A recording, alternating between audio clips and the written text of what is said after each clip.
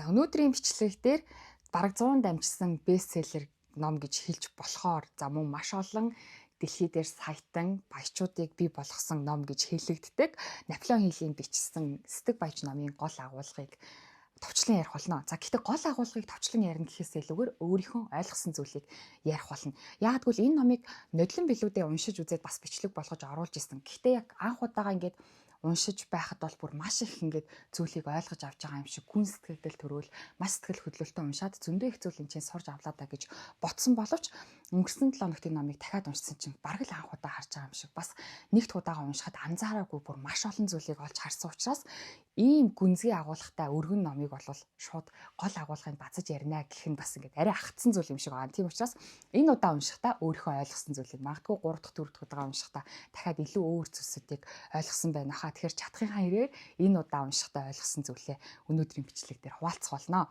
Номынхон гол агуулга руу орохоос өмнө нэг баяртай мэдээд болгоё. Скул дээр манай Чинад нэртэй community маань нээгдсэн байгаа. Тэгээд хэрвээ та манай клубд нэгдэхийг хүсэх юм бол би доор тайлбар хэсэг дээр линкийг үлдээч. Та манай клубд нэгдээрэй. Тэгээд энэ клубээ Чинад гэж нэрлсэн шалтгаан юу вэ гэхээр Чинад гэдэг нь болохоор одоо алс хол гүн гүнзгий хязгаарын цаана гэсэн утгатай эртний монгол үг байгаа. Тэгээд нэг тийм үг байдаг шүү дээ, тэ.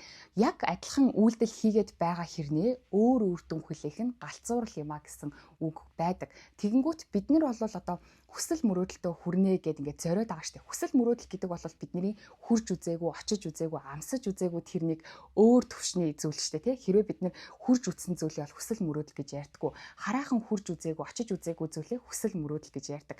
Тийм учраас хүсэл мөрөөдөлтөд хурж өөр үр дүнг олж авахын тулд бид нар өөрийнхөө одоо байгаа хязгаараа давах ёстой гэсэн санаан дээр Чинад буюу хязгаарын цаана гэж клуб에 нэрлсэн байгаа. Тэгээд ямар хөтөлбөрөөр яаж явагдах вэ гэдэг талаар та доорх линкээр ороод дэлгэрэнгүй мэдээлэл аваарай.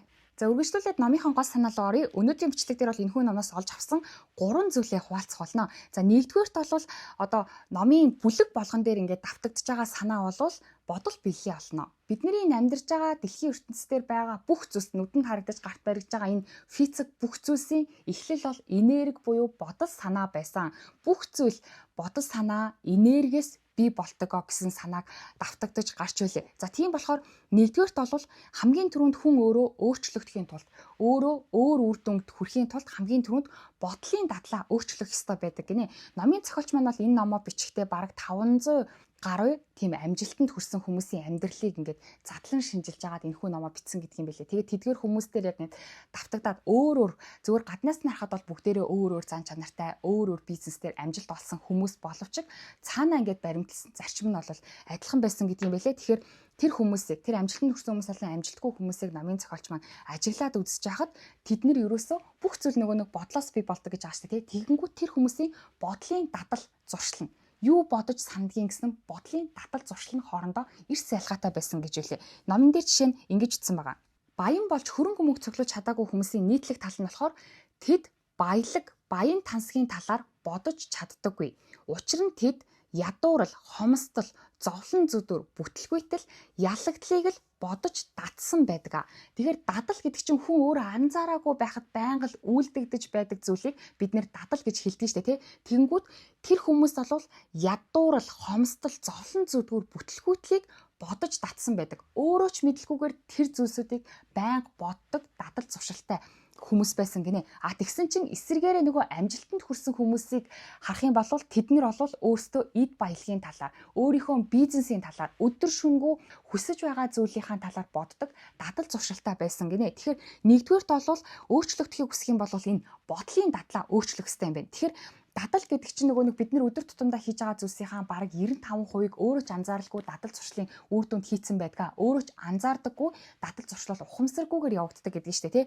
Тийм учраас дадал одоо энэ бодлынхон дадлыг өөрчлөхийн тулд би ер нь яг өдрийн ихэнхт нь юу боддгийм бэ гэдгээ хамгийн түрүүнд ухамсарлаж анзаарах хэрэгтэй юм шиг байна. Өөрөө анзаарахгүй бол өөрчлөх боломжгүй шүү дээ, тий. Тийм учраас жинхнээсээ би ер нь яг аз жаргал тэр сайн сайхан зүйлийн талаар ихэвчлэн боддгийм үү?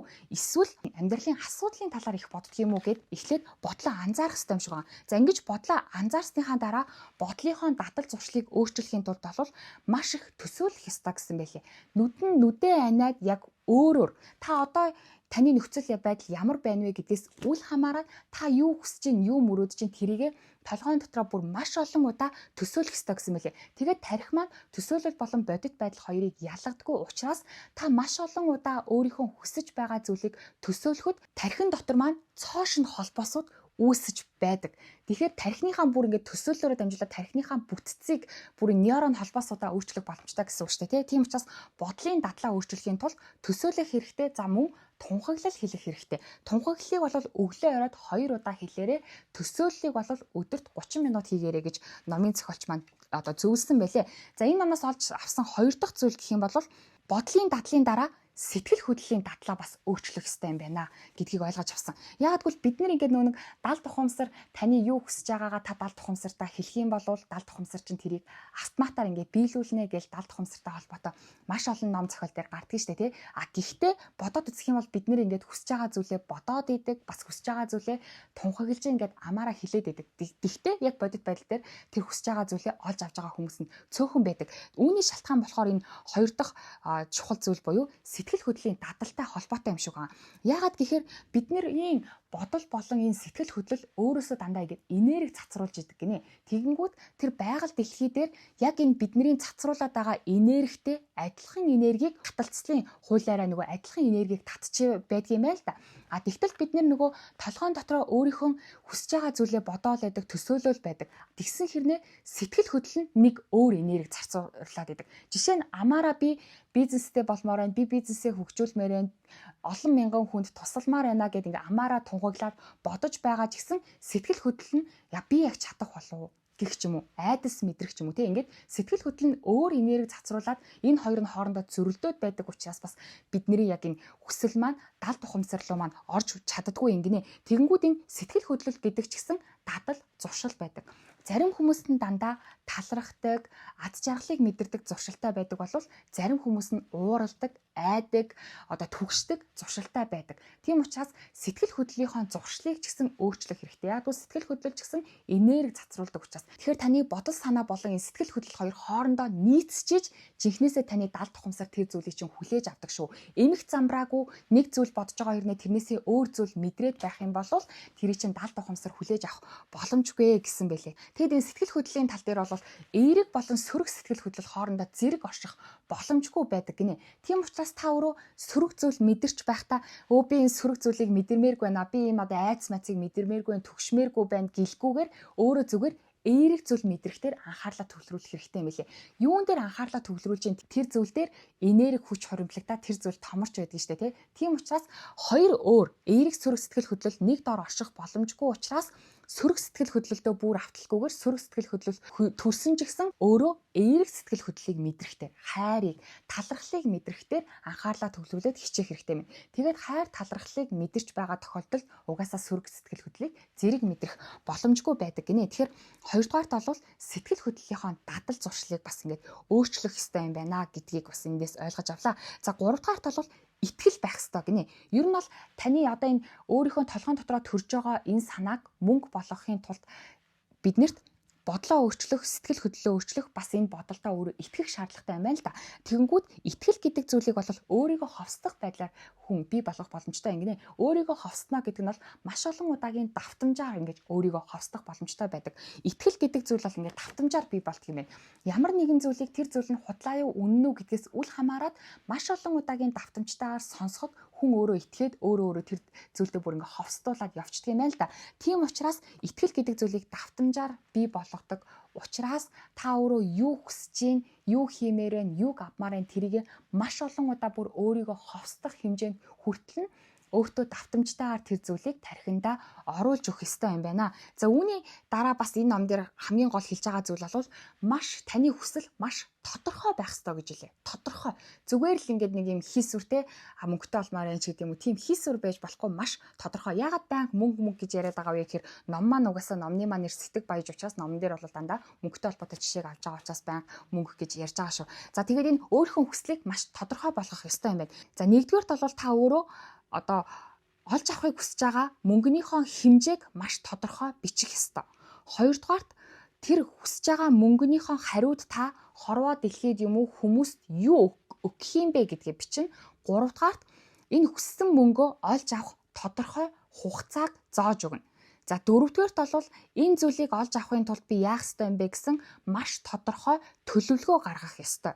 Тэгээд ингээд төлөвлөгөө гаргасан бол өөрөө та бэлэн эсгээсээ үл хамааран хөдөлж эхлэх ёстой гинэ. За тэгээд тодорхой хэрвээ төлөвлөгөөг нөгөө гаргаж чадахгүй байгаа бол та даалт ухамсартаа даатгаараа гэсэн байлээ. Би энэ мөнгийг энэ үйлчилгээг үзүүлээд энэ зүйлийг өгөөд энэ мөнгийг олж авмаар байна. Тэхийн тулд би яах ёстой вэ гэсэн надад төлөвлөгөө гаргаж өгөөрэй гэж даалт ухамсараасаа одоо хүсэх ёстой. Тэгээд даатгаад орхиороо тхийн бол ямар нэгэн байдлаар гинт танд одоо гоё шин санаа төрөх болно гэсэн байсан. За 5 дугаарт бол дээрх нь саяны 4 зүйлээ бичээд тэгээд та төлөвлөгөөгөө нарийн тайлбарлах хэрэгтэй гэсэн байна. За 6 дахь нь бол өглөө орой өдөрт 2 удаа энэ бичсэн зүйлээ өөрөө бүрэн мэдэрч номон дээр бол сэтгэл хөдлөлгүйгээр та одоо тунхаглал бичээд тэр тунхаглалаа ямар ч сэтгэл хөдлөлгүйгээр ингээ байнга хэллээгээд бол ямар ч үр дүн байхгүй. Таны хэлж байгаа зүйл чинь мэдрэмжтэй уялдаж нийлжээж таны даалт ухамсарт орох болно. Тийм учраас мэдрэмжгүйгээр хэлэх нь одоо ямар ч үр дүнгүй учраас өглөө оройдоо 2 удаа зүгээр унших биш маш гүн гүнзгий мэдрэмжтэйгээр ялангуяа мэдрэмжтэй хайр талархал дүрэн одоо унших юм бол шууд даалт ухамсарт ордгоо гэсэн байлээ. Ингэж өглөө орой гэж тодтогч хэлж байгаа шалтгаан нь болохоор хүний тарих өглөө одоо ингээд дөнгөж сэрээд зүүрмөглээд те яг ингээд ухамсарт логик тарих маань сэрээгүй байх үе болон орой яг унтах гад ингээд логик тарих маань жоохон унтарч байгаа үед бол хүний тарих тета долгион дээр байдаг байгаа. Жоохон хүүхдүүдийн тарих бол бараг одоо 7 нас хүртэл бол хөвчлэн тета долгион дээр байдаг. Энэ тета долгион ямар учиртай вэ гэхээр хүний энэ ухамсарт тарих сэрээгүй байх үеийг хэлдэг учраас энэ маань одоо ер нь бол энэ тета долгионы үед хүний сонсож мэдэрсэн зүйл бүгдээрээ даалт ухамсар руу шууд ордог. Тета долгион дээр байхад хүртэл хүнийг ховсддаг юм байлээ. Тийм учраас тета долгион дээр байхад бол ямар ч ингээд саадгүйгээр тэр мэдээлэл таны даалт ухамсарт шууд орно гэсэн. Харин ухамсарт тарих маань сэржих юм бол та одоо тунхаглалаа хэлж байхад чинь те нөө логикороо бодоод яг биелэх болохгүй чадахгүй гэх мэтчлэнгээр ухамсар тарих маань бодоод даалт ухамсар руу нөгөө мэдээлэл маань орохгүй гэсэн. Тийм учраас өглөө оройдоо яг тэр нөгөө таны ухамсар тарих унтраад даалт ухамсар чинь нээлттэй байгаа тэр үеийг ашиглаад тунхаглалаа хэлээрэ гэсэн санаан дээр өглөө орой гэдгээ тодтогч бичсэн юм байлээ. Тэгээ би ч гэсэн бас өглөө оройдоо ер нь бол тунхаглалаа хэлдэг. Тэгэхээр та ч гэсэн яг тэр тарих маань тета долгион дээр байгаа үеийг ашиглаад өглөө оройдоо өөрийнхөө хүсэл тунхаглалаа хэлээд үзээрэй. Тэгээ зүгээр хэлэхээс гадна нөгөө мэдрэмжээ хавсрахаа бас битгий мартаарай. Тэгэхгүй бол насанд хүрсэн бидний тарих бол дандаа л нөгөө ирээдүгээ бодож санаа зовдөг ч юм уу ажиллаа бодож байдаг учраас тета долгион дээр биш нөгөө нэг альфа бета долгион дээр байх магадлал ер нь бол өдрийн туршид их байдаг учраас энэ тета долгионныхоо үе дээр байгаа энэ цагийг бас алтан цагийг ашиглах ёстой юм шиг байгаамаа. За тэгээд мөн энэ номоо бас нөгөө Чинад community-ийнхаа хүмүүстэй бас ингээд хамт уншаад эхлэж байгаа. Тэгээд таа ч гэсэн бас энэ номыг уншаад хамт одоо хэрэгжүүлээд явахыг хүсэх юм бол бас манай community-д бас та нэгдээрэй гэж урьж байна. Тэгээд дараагийнхаа бичлэгээр уулзъя. Түр баяртай.